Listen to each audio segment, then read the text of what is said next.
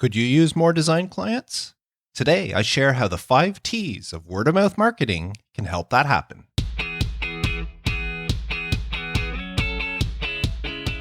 Hey there, my fellow designers. Welcome back to another episode of Resourceful Designer, the podcast focused on helping you build a better design business. I am Mark Des Cotes, your host. And before I dive into today's topic, I want to share a quick story that happened to me recently. I was driving through town, and when I came to a stop sign, something caught my eye. There's a storage facility there with a double horseshoe logo, and there was something familiar about it. And then it hit me. I had actually designed that logo close to 25 years ago when I worked at the print shop. Now, trust me when I say this is not a logo I'm particularly proud of. I'm pretty sure I based those horseshoes on stock images I found. But here's the thing. That logo is still there, still working for that business after 25 years. And although I haven't worked with that client since then, she still occasionally refers people to me. And that got me thinking about something crucial that we need to talk about today, and that's word-of-mouth marketing. More specifically, I want to do a deep dive into what is referred to as the 5 T's of word-of-mouth marketing. That's talkers, topics, tools, taking part, and tracking. This framework can transform how you attract and retain clients. And this is based not just on my experience, but on proven strategies specifically helpful for designers. So let's jump right in and break this down into digestible chunks. And I'll make sure to share some real-life stories and some practical examples along the way. The first T stands for talkers. These are the first people who will tell others about your business. And let me tell you something important here. Not everyone that you work with will be a talker. And that's perfectly okay. A few months ago, I had 2 clients finish projects roughly around the same time. One was a huge website project, a complete brand overhaul for a manufacturing company, and the other was a relatively small website for a business consultant. Now, both told me how extremely happy they were with the outcomes. But can you guess which one has already referred 3 new clients to me? It's the consultant. Why? It's because as a consultant, they're naturally connected. They're active in their business community, and they love sharing resources with others. It's part of their job. It's part of who they are. They are the quintessential talker. And here's what you need to know about identifying potential talkers. You want to look for people, for clients that you work with, that are naturally connected. People who are active in business groups. Clients who frequently mention their network. Professionals who work with multiple businesses, like my consultant client. These people, the talkers, have the opportunity and, in most cases, the desire to spread the word about your services. Now, I've said this many times before on this podcast. It's not who you know that will grow your business. It's who knows you. Now, just because someone is identified as a quote-unquote talker, that doesn't necessarily guarantee that they'll shout your name from the rooftops. For that to happen, you must focus on building a quality relationship with them. And we all know how important relationships with our clients can be. But it's extra so in the case of talkers. You need to build quality relationships with them before, during, and after working on their project. And this includes stuff like regular check-ins, letting them know how their project is going, and following up afterwards to see how things went. Do you remember the 4th question from my last podcast episode? Well, following up after a project's completion is an excellent opportunity to learn if the solution that you provided the client meets their success measurement.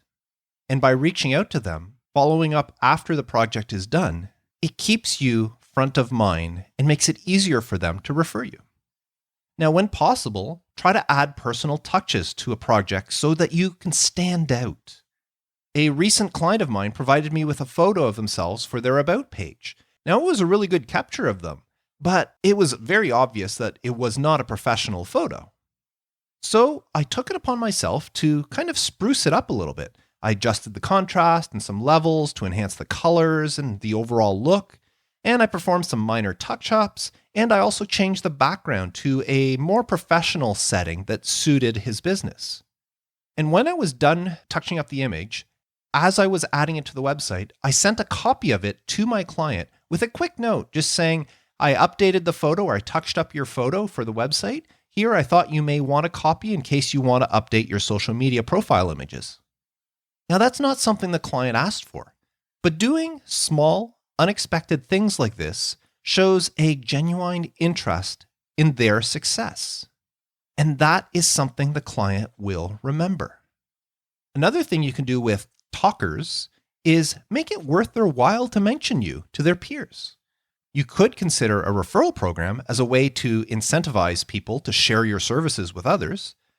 For my podcast branding business, I have a line on my order form asking new clients where they heard about me.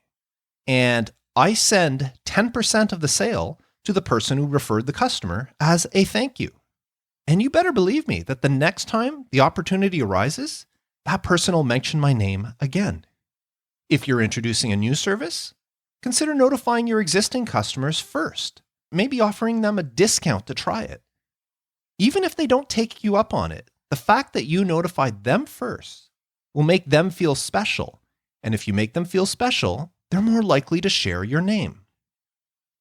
Anytime you can identify someone as being a talker, it's in your best interest to go above and beyond with them. Believe me, the dividends will pay off. Now, here's a quick tip to get the ball rolling. After completing a project, ask your client, who else do you know who might benefit from similar results? This is a simple question to ask, but it plants the seed for referrals without you being pushy or asking for referrals.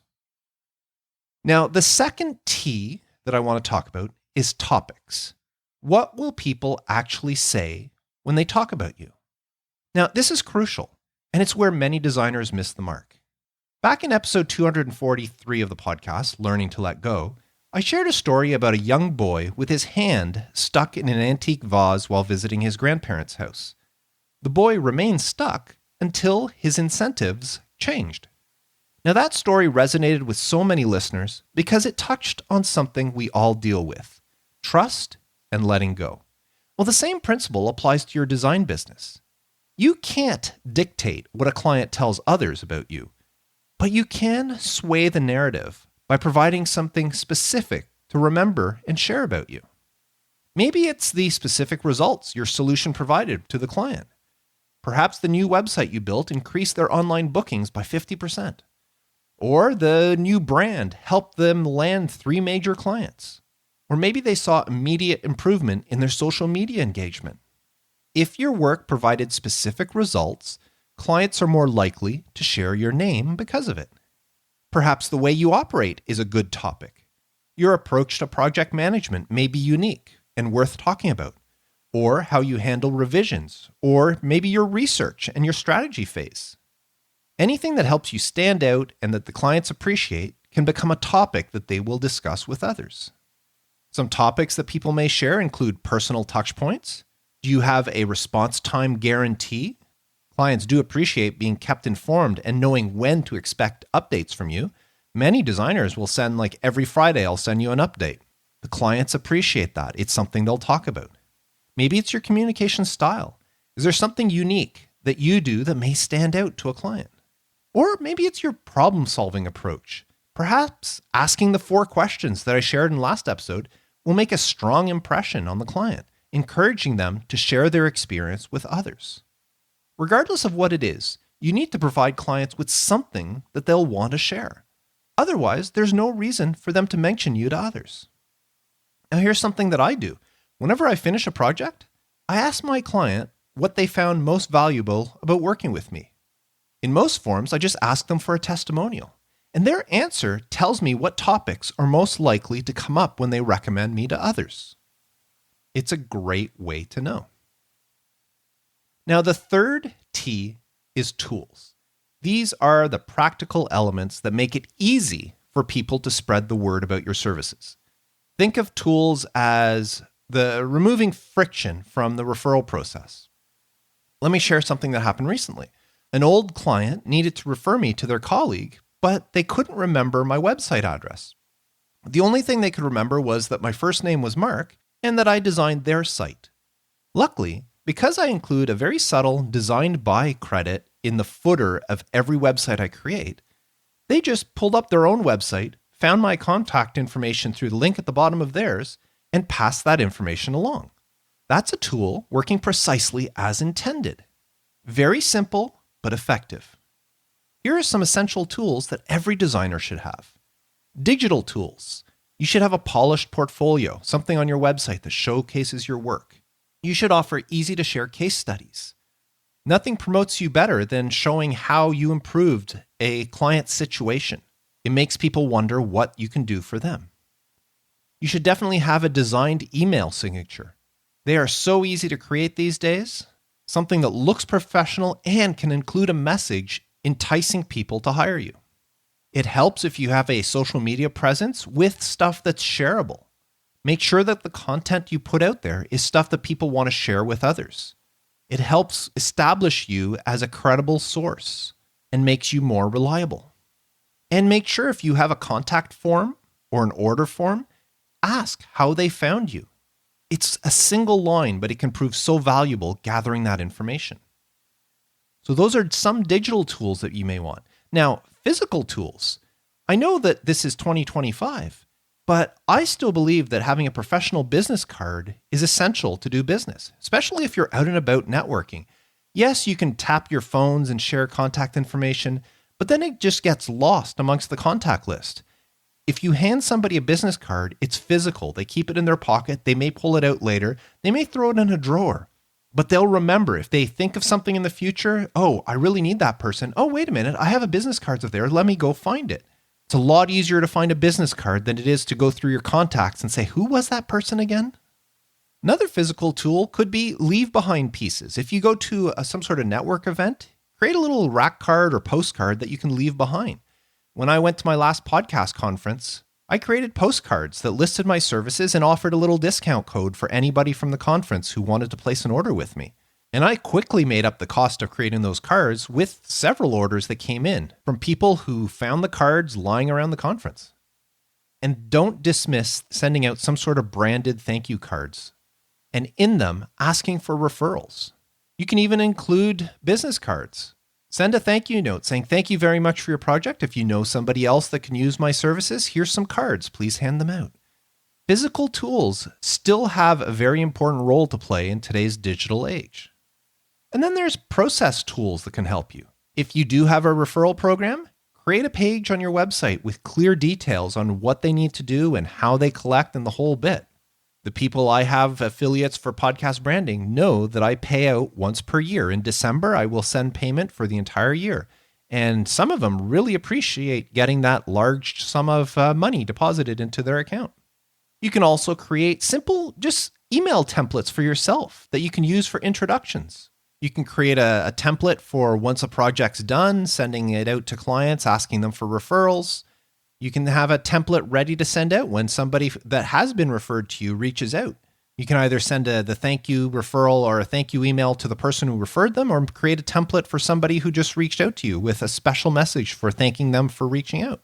And it's a lot easier to have these things in place beforehand where you just have to change somebody's name and that's it.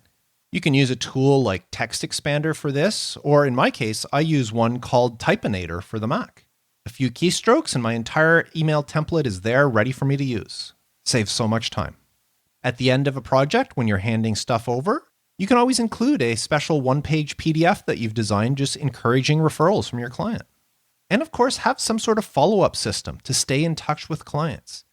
Reach out to them after a month or 3 months or 6 months, whatever you want. Reach out and find out how things are going.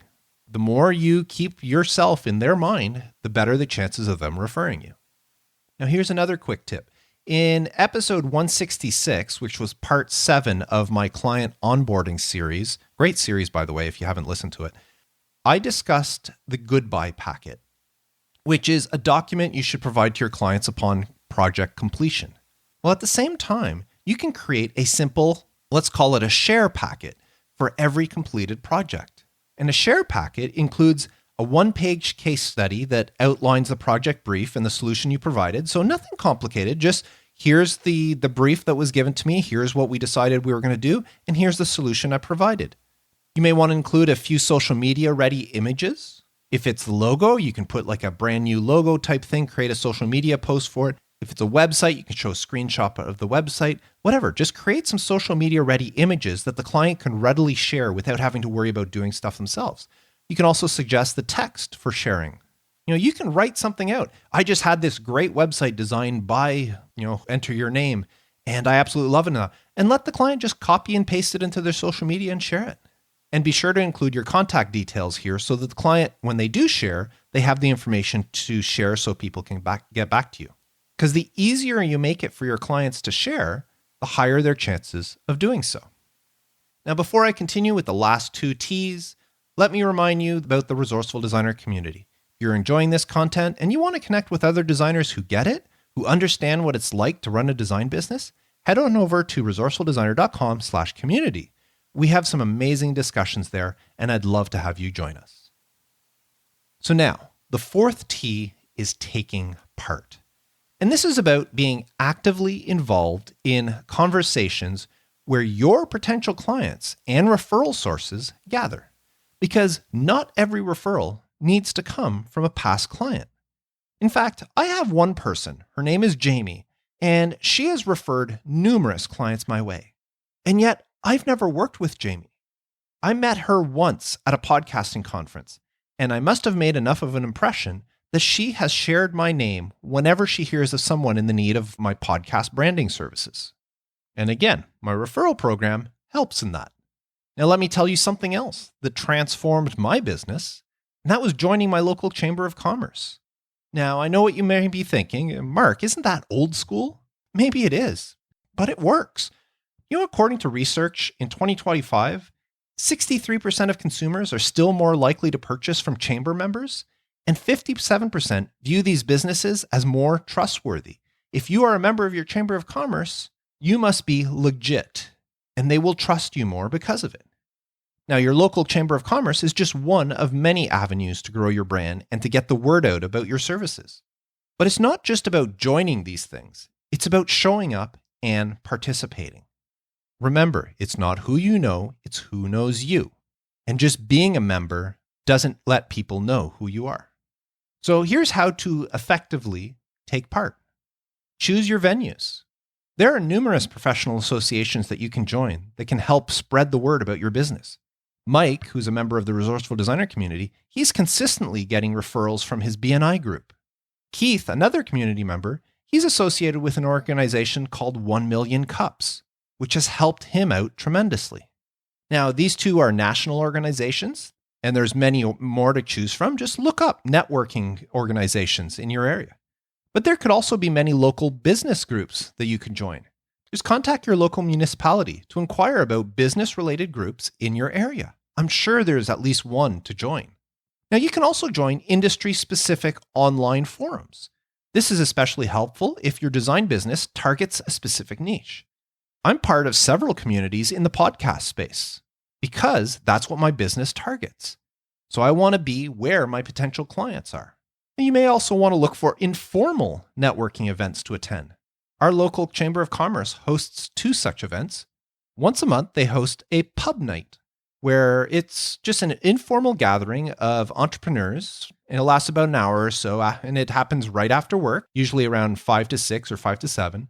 And entrepreneurs get together, they mingle, they discuss work, and they have a good time. It's very informal. Now, the Chamber also hosts a breakfast connection, which is a kind of a similar event where people just mingle, but this time it happens before their workday starts. But both are great ways to get to know your fellow business people, the fellow entrepreneurs in your area. And events like these are also an excellent way to promote your business and increase your visibility. Because you never know when someone you speak to may hire you, or they may recommend you to someone else. But the one thing I want you to remember is that joining or attending any sort of event, networking event or business event like this, it's not about pitching yourself. Yes, you want people to know you, but you need to share value first before people will be willing to promote you. Offer your expertise and your advice without selling. When people find out that I'm a graphic designer, I'll often be asked to critique something of theirs. I do so openly and give my honest opinion. I may offer advice on how to improve whatever it is, but I only offer my services if they specifically ask for them. I'm not going to pitch myself, and you'd be surprised at how many people appreciate that approach. And be sure to offer helpful resources. People love learning about things or resources or tools that can help them or their business. And they will remember who shared those resources with them. And of course, very important, make introductions for others. While networking, take note of the people you meet and their professions. And when the opportunity arises, connect people together. Both parties will appreciate it, and they are sure to remember you for connecting them. Now, getting out there and meeting people is great, but if you want things to move even faster, consider creating the opportunities to promote yourself. Instead of waiting for somebody else to create something to attend, you make something yourself. You can host a workshop. Maybe it's a branding workshop or a color theory or social media. Rent a room at your local library, put out notice or whatever. If you're a member of the Chamber of Commerce, see if they have a venue you can use to host this sort of thing. People love going to these workshops, and it helps spread the word about you and establish you as somebody who knows what they're doing. You can organize meetups. I talked about these pub nights and the breakfast creations that the Chamber does. You can always put something together. Just put out a notice saying, hey, any entrepreneurs in the area? Or if you target a niche, like in my case, I may say, hey, any podcasters in the area? Let's get together. Organize a meetup. Facilitate introductions. I told you about finding out what people's professions are and all that. Well, don't just do that at networking events. Keep track of these things. And when you hear somewhere else about something, say, hey, I know somebody that can help you, and put that person in contact. Reach out to both parties and say, hey, this person needs this service. I know you offer this service. Here is that person's contact information. I'm happy to put you two together. Thank you very much. That's an easy thing for you to do that can help get your name out there and create a little bit of good karma in the process. And lastly, share other people's content. If somebody in your area puts out some really good information, share it with others. Share it with your own network. Not only are you providing great information to your people, but the person that you shared it from will appreciate the extra exposure. Remember that taking part in what's happening in your area, whether it's an event, an informal or organized thing, either way, it's an excellent way for people to get to know you and what you offer to your community. And that brings us to the final T, and that is tracking. Measuring what's working and what isn't. Now, this might sound boring, but it is kind of crucial. Now, here's a simple tracking system that I use. 1, basic metrics. I want to find out the source for each lead. Where did they come from? That's why I have a line on my order form that says, where did you hear about me? Now, if I'm talking to somebody for the first time on Zoom, or if they reach me some other way besides my order form, I ask them outright, where did you hear about me? Because I want to know where every single client came from. Now, I also want to keep track of conversion rates from different referrers. I have several people who refer my podcast branding business on a regular basis. Well, I know which one of those referrers has brought me the most revenue, the most income from those referrals. I want to keep track of this stuff. Who are these people? And reach out and maybe send them a special thank you if they reach a certain milestone or something. I also keep track of the revenue I receive from referred clients versus other sources. If somebody says on my contact form that they found me through a Google search, then I want to note that. I want to know how many people are finding me because of my SEO efforts, how many people are finding me because of a referral source, how many people are finding me because of a postcard I left at a conference. I keep track of all these things to know what's working. See, that's the whole thing about measuring. You need to know what's working and what's not. If I handed out those postcards and never received a single referral from them, then the next time I may not bother wasting the money on it. The other basic metric is just keeping a timing, a follow-up timing for projects. When I finish a project, I want to make sure that a certain amount of time afterwards, and it differs whether it's kind of like a business card, a logo, a website, but I'll follow up after a bit with the client just to find out how things are going. I mean, that's if you haven't already been in contact with the client, but if you don't hear from them in a certain amount of time, just follow up. How's the website working for you? Have you received any business from it? Or, what's the response from your new brand, the new logo, of people liking it? Or just inquire. but keep track of this stuff so you don't forget. So those are some basic metrics that I keep track of. Now, I also try, although this is a little bit hard, is to keep track of some, call it qualitative data. Things like what specific comments led to referrals. So whenever, something happens and you get a referral from it, what exactly was it that caused the referral? Was it, they're looking for a website? Was it because your other client referred you because their social media presence? Was it because they ended up getting more bookings on their website? Was there something specific? Not just that, Larry told me I should contact you, but what was it that caused Larry to tell you that? And that's sort of stuff, usually in conversation, I'll ask that sort of question. It's like, oh, Larry referred me. That's great. I'll have to thank Larry. Can I ask you, what was it specifically that caused Larry to mention me to you? And they'll say, oh, well, I was talking about, my website and how it, nobody was ordering through there. And he said I should give you a call. So that's the sort of thing. What specific comment led to the referrals? And kind of along the same lines is which topics resonate the most? I talked earlier about topics being one of the 5 T's.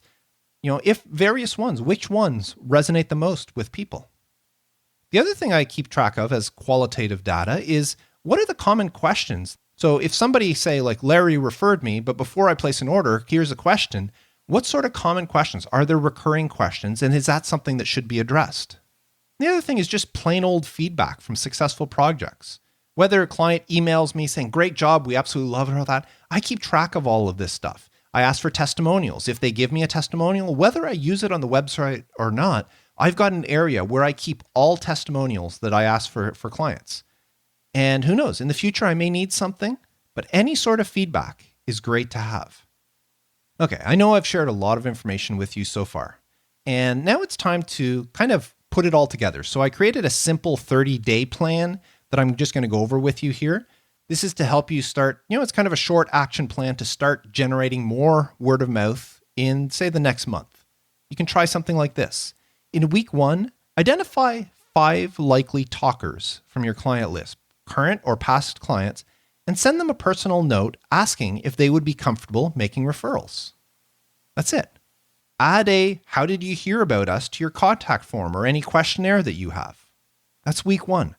In week 2, create a 1-page shareable case study for your favorite recent project, whatever it is. It just something simple that shows this is the brief, this is why the client hired me, here's what we delivered, and this is the outcome. Something like that you can share can go a long way in landing new clients. And if you haven't done so already, add a small designed by credit to all the websites that you've launched recently with your client's permission. If the website's already complete and that, ask your client's permission to do it. I usually add it on in the building phase, and then it's up to the client if they don't want it, they can ask me to remove it. But I would not go on to a website that's pre-built or that I've built in the past and then go add something onto it without their permission. But adding a little line like that, as I mentioned, it happened to me just recently. Client couldn't remember my name, but they knew there was a link at the bottom of their website and they found me that way. In week 3, you could reach out to one complimentary professional and propose a referral swap. Maybe it's a screen printer in your area or a printer or, I don't know, so the sign company. And you can make a referral swap. If you have a client that requires a sign, you'll refer to them. If they have a client that they talk about designing a logo or a website or whatever, they can refer to you. Again, it's who knows you. So reach out to people. And I mentioned testimonials. Week 3, here, ask 2 recent clients for testimonials. You could even offer to draft the language for them.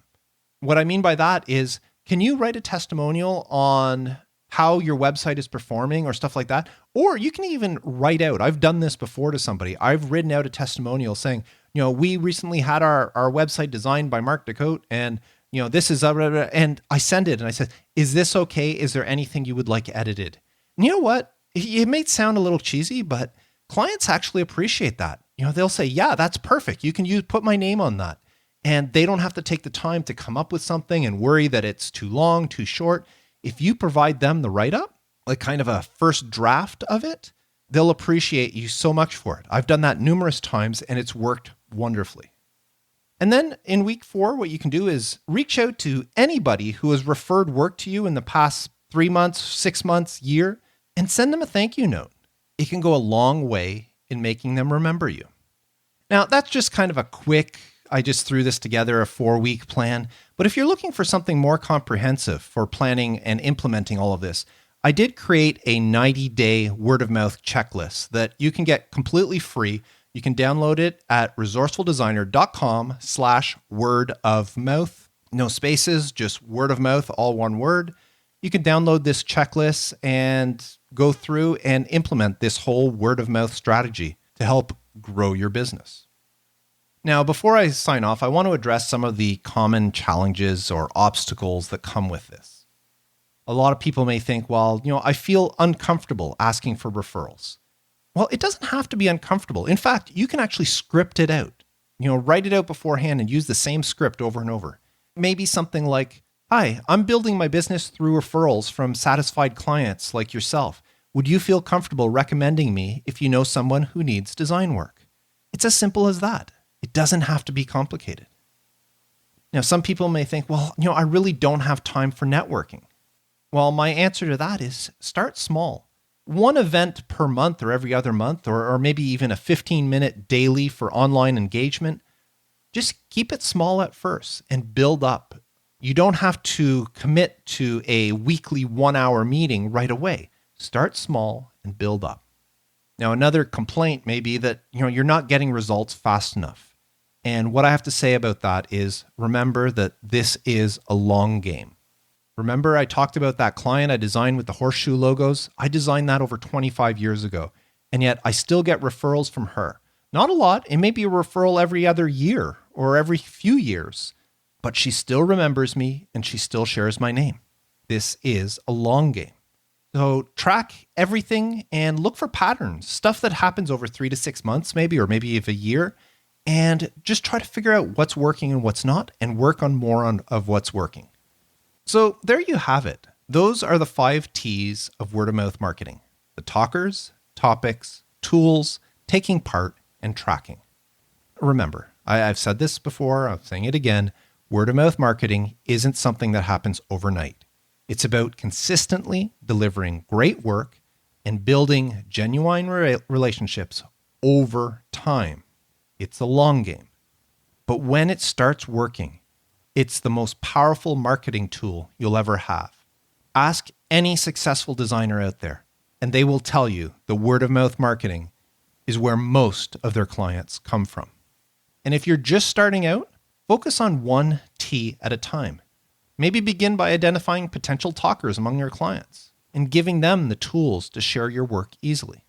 Now, before I wrap up, I want to remind you one more time about the Resourceful Designer community. If you're serious about growing your design business, come on over and join us. We share real experiences, we support each other, and help solve these exact kind of challenges together. Head on over to resourcefuldesigner.com/community to learn more. And hey, if you found value in this episode, please leave a review wherever you listen to podcasts. Those reviews encourage other designers to listen to the show. Well, that's it for this episode. Until next time, I am Mark Des Cotes, wishing you all the best with your referrals and reminding you to stay creative.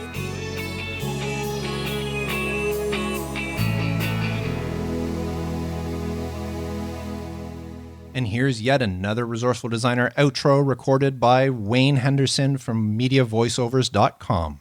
And Wayne, I wouldn't have it any other way. And now, your host.